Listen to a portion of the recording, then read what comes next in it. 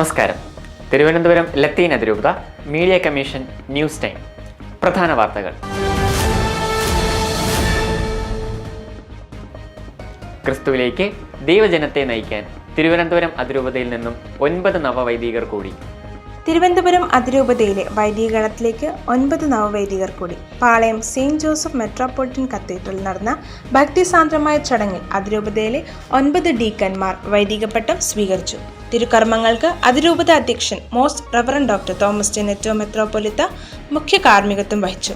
അതിരൂപത സഹായ മെത്രാൻ right reverend doctor Christudas sir, വികാരി general reverend monsignor Eugene H Pereira, chancellor reverend monsignor C Joseph, Aluva Carmelgiri saint Joseph pontifical seminary rector reverend father Francis Marottikkaparambil, saint Vincent minor seminary rector reverend father Andrews Cosmos, Palayam cathedral വികാരി monsignor Wilfred E തുടങ്ങി അതിരൂപതയിലെ വൈദിക സമൂഹം സഹകാർമ്മികത്വം വഹിച്ചു.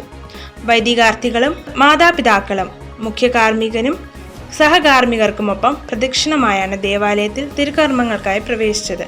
പൂജാദ്രവ്യ സമർപ്പണ കർമ്മത്തോടെയും സമാധാന ചുംബന കർമ്മത്തോടെയും തിരുപ്പട്ട സ്വീകരണ കർമ്മം പൂർത്തിയായി.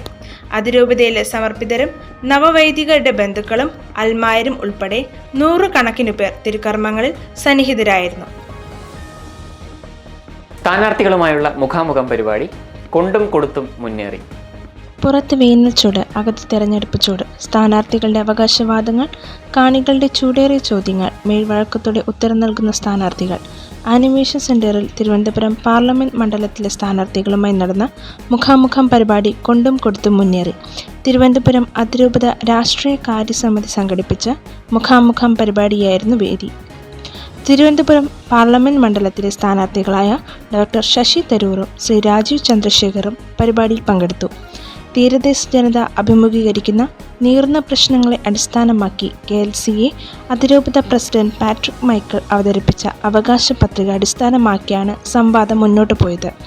വിഴിഞ്ഞം തുറമുഖ നിർമ്മാണവും തീരശോഷണവും തീരദേശ ഹൈവേ നിർമ്മാണവും ബ്ലൂ ഇക്കോണമി, പരമ്പരാഗത മത്സ്യത്തൊഴിലാളികളുടെ അവകാശ സംരക്ഷണം, ന്യൂനപക്ഷ അവകാശ ദർശനം തുടങ്ങി അതിരൂപതയിലെ ജനവിഭാഗങ്ങൾ അഭിമുഖീകരിക്കുന്ന നീറുന്ന പ്രശ്നങ്ങളോടുള്ള നയങ്ങളും സമീപനങ്ങളും കാഴ്ചപ്പാടുകളും സ്ഥാനാർത്ഥികൾ അവതരിപ്പിച്ചു.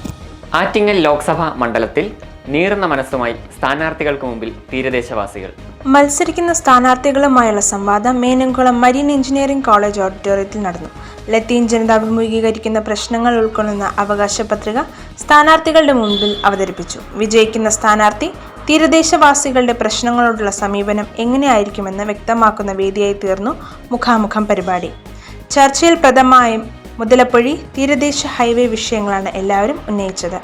ഈ വിഷയത്തിൽ ജനപ്രതിനിധികൾ പുലർത്തുന്ന നിസ്സംഗതയെയും അവഗണനയെയും ചർച്ചയിൽ പങ്കെടുത്തവർ ശക്തമായി ഉന്നയിച്ചു. മുതലപ്പൊഴി ഹാർബറിൽ ഇതുവരെയായി 69ഓളം ജീവൻ പൊലിഞ്ഞിട്ടും ഇനിയും ശാശ്വതമായ പരിഹാരം കണ്ടെത്താനാകാതെ അധികാരികൾ ഇരുട്ടിൽ തപ്പുകയാണെന്ന് ചർച്ചയിൽ പങ്കെടുത്തവർ കുറ്റപ്പെടുത്തി.